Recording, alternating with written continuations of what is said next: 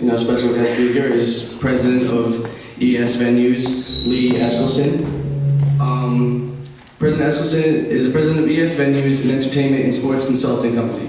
He has more than 25 years of international and national experience in the development and management of public assembly facilities and major sports entertainment events.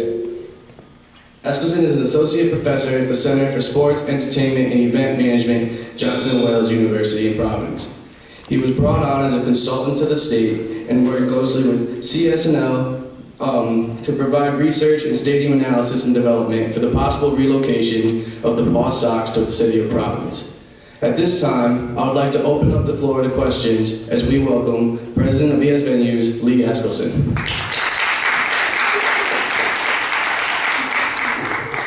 Morning. Almost good afternoon. Happy week 10.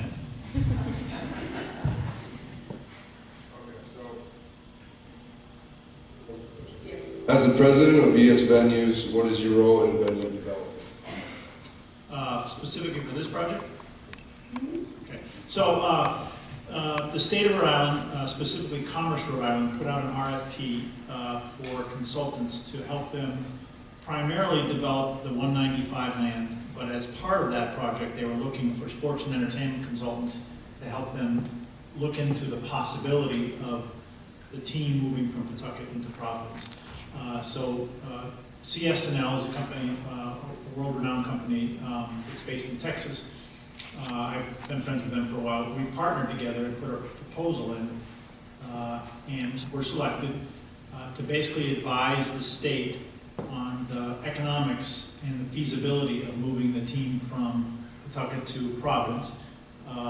Conversely, the team hired a company called Brailsford and Dunleavy, which is equally as experienced as CS&L. So the Red Sox, the Pawsox had Brailsford and Dunleavy doing the research and analysis for them, and Commerce RI, who represents the state of Rhode Island, had CS&L and myself doing the research and analysis, so that both sides had the information they needed to enter into discussions on what would be the best thing to do. On average, how long does it take from the first stage of planning to the actual execution of a new venue? Ooh, it could be years and years and years. It could be a few years. It depends on a number of things: the economics of the project, the size of the project, and the big kind of monkey wrench in any project is the politics. In every public assembly project, there is politics. In this case, there were three sets of politics. You had the state of Rhode Island, you had the city of Providence, you had the city of Pawtucket, that all had a piece of the pie, so to speak. And so that's why we're now into the end of the first year, and there will probably be an ongoing conversation for years to come. The lease in the stadium is up, I think, in 2020, 2021. So the discussions now are what happens between now and 2021, and there's just now starting to think about, okay, what happens beyond that. What is your involvement with the Pawsox in the development of the new stadium? With the Pawsox specifically, none, because right now I sit on the state side. So the entities are, you have the state, which is represented by Commerce RI, then you have the Pawsox, which are over here, the ownership group of the team, then you have the city of Providence, then you have the city of Pawtucket. So there's like, a number of groups that are kind of swirling around. So I currently, for the time being anyway, represent the state of Rhode Island under the Commerce RI group.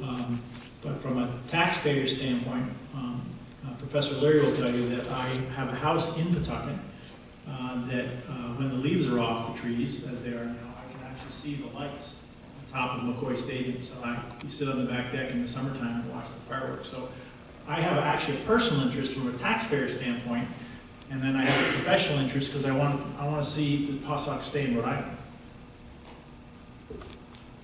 When did you get introduced to this project? Back when the RFP came out. I mean, I've known about the project. I knew about the project as soon as the team was sold, and then I just continued to watch the media because what was happening in this project is what we talk about and teach here at Johnson & Wales. So I wanted to make sure that I, A, from a taxpayer standpoint, knew what was going on, and B, from a professional standpoint, knew what was going on, and C, from an academic standpoint, knew what was going on, because we actually now use, and I just had the presentations yesterday, my SEE 4050 class, International Public Assembly Venue Management, both did case studies on this very same subject, so I actually have already brought that into the classroom. What area of Providence was the prospective stadium going to be built? Well, the ownership group, and specifically a guy named James Skeffington, that God rest his soul, passed away shortly after the project got started or got broken, passed away of a sudden heart attack, and he wanted to have it on the waterfront. He thought that was the best place for it. Consequently, he could sit in his law office and look out the window and see the site, which probably was part of why he wanted it there.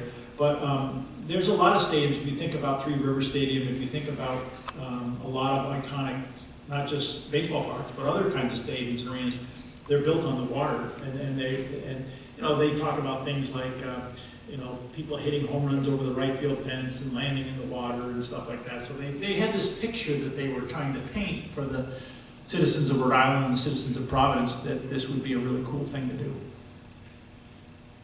What were some main features of the new Riverfront Stadium?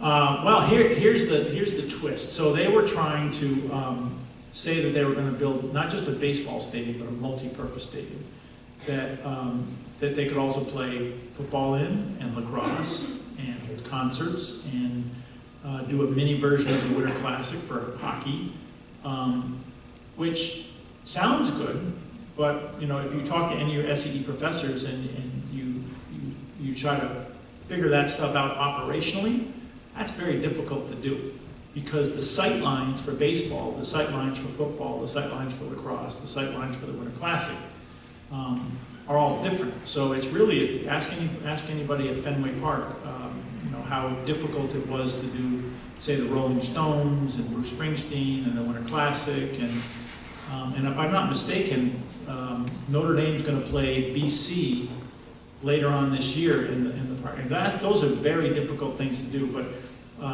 but they, it can be designed that way so it's multi-purpose. It just it's a challenge. What were the major concerns of the city center stadium?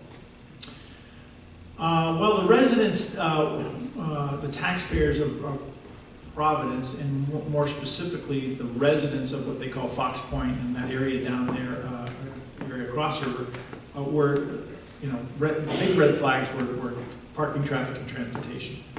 Because as you all know, parking in this city is a very difficult thing to do, which is why Johnson Wales built the parking lot. So to try to alleviate some of the students' problem with parking.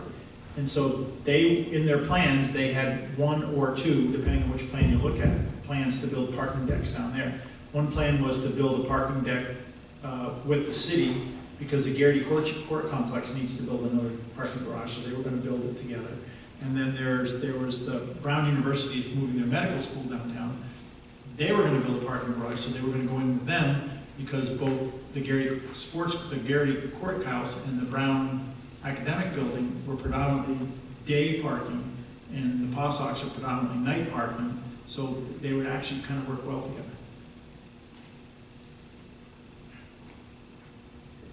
Did you develop plans for a parking system for the prospective stadium? Yeah, just to further what I just said, is that they in any new development of a public assembly facility, whether it's a stadium, arena, convention center, theater, you have to do what's called a parking, traffic, and transportation feasibility study right at the onset, because that will tell you whether or not that's a good site. Because as you all know from this business, from studying this business, is that the first impression is a lasting impression, and so any exceptional event experience you're trying to create begins with somebody getting to the stadium, parking, how far they have to walk to get in, how much they have to pay, whether or not their car's safe, and all those kinds of things. And if that piece works, then that's a good site. And there was a lot of challenges about that site as to whether or not the parking, traffic, and transportation would work there. How much money was the Riverfront Stadium going to cost? The initial numbers were somewhere between 80 and 120. That's about the average price of a minor league ballpark, depending on the amenities, how it's fitted out, how the FF&E is. There was issues about the land costs that weren't figured out yet. There was issues about Brown University owns a building in left field that they were going to have to buy from Brown. Brown threw out a number like, I don't know, 15 million. So the numbers, there was never a definite number to the project on that site. But it probably, if you figure land costs, building costs, like buying a house, you got to be paying for the land and the house both. It probably was somewhere in the vicinity of 100 to 125 million. When the plans were first announced last winter, Pawtucket residents were not happy with the idea. Was that a problem you anticipated? Well, I think it was a shock to everybody the way they came out of the box. They bought the team, and then immediately they said they're going to move the team. And it really caught everybody by surprise. And so naturally, the residents of Pawtucket, who the team is named after, were disappointed, like anybody would be. If your team's going to leave. I mean, ask the people in Baltimore when the Colts left and went to Indianapolis, they were devastated. So, because when teams leave, they're not just creating an economic hole, but they're also creating a quality of life hole. That especially as long as that building's been around, as long as that team's been around since the 60s and 70s. I think 70s. There's a lot of attachment to that, and people don't want that to happen. The riverfront location was announced unsuitable for a baseball stadium. What are the reasons for that? Can you repeat?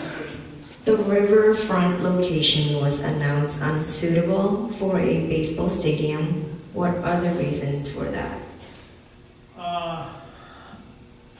Depending on who you ask, there were several reasons. Well, right now on that site, underneath the site, when they moved 195, they had to bury some stormwater receptacles, and they had to bury some utilities, which are under the ground where they want to build the stadium. And as I said, Brown University owns the left field. Need a left field in baseball, so they would have to buy that. And then it came out later on that part of the plan to keep the stormwater runoff from going into the river from all the polluted land, they were going to build into that grassy areas that basically were a natural catch area for that stormwater pollutants before they flowed in. And then the last thing, probably the biggest obstacle, was that when they moved 195, that land, the federal government said, well, that land has to be a park. We'll let you develop the rest of 195, like all of the property, but that has to be a park. So they would have had to go back to the federal government. The federal government would have said, and they had kind of done that informally, well, if you take that space and do something else that's not park, you have to find the same amount of space somewhere else in the vicinity to create a park. And that hadn't gotten flushed out yet. That was still, pun intended, that was still being worked on. So there was a lot of moving pieces and parts that just too many obstacles to make that site work.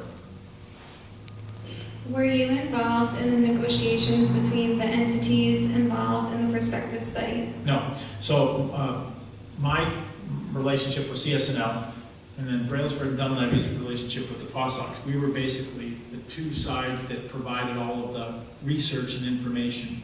And then the representatives of the representatives of Commerce RI, and the Speaker of the State of Rhode Island, and the Governor on one side, and then you have Skeffington, who passed away, and Larry Lucchino on this side. So basically, we fed them information and research and data and analysis to help them with their negotiations. In your opinion, what were the benefits of the Riverfront Stadium? Not many. Walking distance for our students for internships and employment, maybe. I liked the site. Aesthetically, I thought it was pretty pleasing. I still to this day don't know why so many Providence residents got so wound up about it. I mean, I think it was the way it was delivered when it was first announced. They were asking for a lot of money from the state taxpayers. And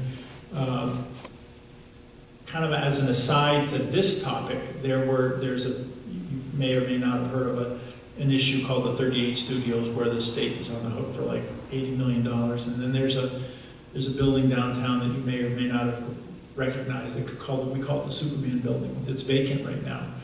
That, what do you do with a vacant building like that? I mean, that's a huge building, and so the city and or the state taxpayers are going to be on the hook for figuring out what to do with that from a financial standpoint. So they were really pushing back on the fact that the Red Sox wanted so much money from the state and didn't want to pay taxes and wanted all kinds of other special things when they actually weren't getting the same things in Boston. You know, they pay taxes on Fenway Park, and they're like, you know, everybody knows these are very, very affluent men, and they were saying, well, geez, you've got all this money, why don't you guys pay for it, you know? So there was a big pushback financially. It has been said that McCoy Stadium needs several repairs. Are they worth fixing? Absolutely. Well, here's the funny argument is that, you know, they said, well, you know, it's an old rundown stadium. Well, how old is Fenway Park? Anybody know? 100 years old. And they fixed that up. I mean, well, why can't they fix up Pawtucket, which is, I don't know, 60 or 70 years old? It's the same, you know, it's a little bit differently. I mean, obviously Boston and Providence are different from a market standpoint, or from a population standpoint, and that's the major leagues and this is the minor leagues, but the concepts are still the same. So I think it's worth another look to look at McCoy and seeing if they can do some renovations there. You know, like at Fenway Park, they built seats on top of the Green Monster. You know, they built new suites and new premium areas. And I think they could do similar things at McCoy. Maybe not in such a grandiose scale, but they could certainly do some things. Are you still working with the Pawsox and other possible locations? I kind of have a backseat in the project right now. And it's, you know, my expertise isn't on the real estate side of the business. My expertise is more on the facility side of the business. I do have a lot of experience in locations, but I think what they're trying to figure out right now is there a site that has good parking, traffic, and transportation, or can be developed at a minimal cost? Is it a site that is aesthetically pleasing to the city of Providence or wherever else they go? So I think that at least for the foreseeable future, and I don't know if you listened to the radio this morning, I don't know if you probably don't, but the mayor of Pawtucket was actually on the radio this morning, and talking about the ownership has come out and said, but we're not in any hurry anymore. Skeffington's original plan, before he passed away, was they were going to be in the ground shoveling now in November, which was unbelievably aggressive in terms of the schedule. And so now they basically stepped back and said, we've rethought this, we're going to at least stay in McCoy for the next 3 years, which will bring them almost to the end of their current contract. And I think they're reopening the discussions. When they said they were adamantly going to move, I think they pulled back from that now. So it'll be interesting to see. And my role may change. I have to be careful. Obviously I teach here, and I'm also a resident, so I have some biases in terms of what I would like to see happen. But we'll see. Do you incorporate your involvement in venue management and development projects into your courses at Johnson & Wales? Yeah, so I've talked about it in my 2010 facility operations class. I talked about it in my 40-50 class, and as I just mentioned earlier, that they actually do a case study in public assembly venue management on this very thing, because that's something that you need to know about. I mean, it's like I talk about in my 2010 class. You know, owning and managing a public assembly facility is the same thing as owning and managing your own house. I mean, you have real estate, you have a building, you have utilities, you have all the same stuff, it's just on a grander scale. So it's certainly important that you learn that while you're here. In the venue development industry, do plans often fall through? That's a great question. I guess it depends on how they're approached. I don't have a statistic for you. I do think that there are, for instance, one that, I don't know, you may or may not be familiar with, it's been going on for a long time. One of the major markets in the United States, so you have New York, Los Angeles, Atlanta, Chicago, you know, the major markets. What's the one market that doesn't have a football stadium? Los Angeles. And so they've been talking for years and years about moving teams there, about, you know, whether it's the Rams in St. Louis or the Chargers or the Buccaneers or whoever. I mean, there are several groups of people, 2 or 3 ownership groups that want to move a team into Los Angeles and build a stadium because it's such a tremendous media market and probably would be very successful, but they've been going back and forth for 20 years now to try to get that project done. It's still not done yet. So some of them take a lot longer than others. Some of them fall flat on their face. In the future, do you see Johnson & Wales adding a course on venue development for SCE majors? Well, we kind of have one already. That's what 4050 is about. There's the recent book that I was involved in writing has a chapter in it that talks about that. I think on your level, on the college level, and the undergraduate level, I think what you get in 2010 and 4050 is probably enough for you to think about in terms of all the rest of the classes that you have to take while you're here. You know, certainly on the graduate level, there could be a course more about that, but I think at least from a foundation standpoint, the information you get now is probably enough. In those 2 courses anyway. Do you offer internships, jobs, or volunteer opportunities through ES venues? I have one right now. I have an internship to paint my house. No, I don't. No, I'm a one-man band, so I partner with a company called Venue Solutions Group, which does a lot of stadium assessments. I partnered with CSNL. So, you know, because I have a primary job here at Johnson & Wales, I haven't grown my company because this is my primary. My secondary is ES Venue. So, it's at least for the time being anyway, it's better for me just to be a one-man band and hitch my wagon to other projects and other companies. But anybody that wants to help me paint my house, let me know. What advice do you have for the SCE majors in the room who are hoping to get into the venue development and management business? How many of you, raise your hands, how many of you heard Julie Costabile speak? She's the blueprint for it. I mean, you know, I think the old thing we used to tell students, well, you have to do an internship. I really think you have to do more than 1. 2 is probably a good number. You know, it goes back to the things I talk about in my class that some of you have heard me talk about. You know, communication skills, negotiation skills. Got to have those. Those are 2 of the key skill sets that you have to have when you leave here. Julie would tell you the same thing. And you have to find things to get involved in while you're here at Johnson & Wales. I mean, you've got to, whether you're usher at PPAC or the Dunk or you work at Gillette and one of the concession stands,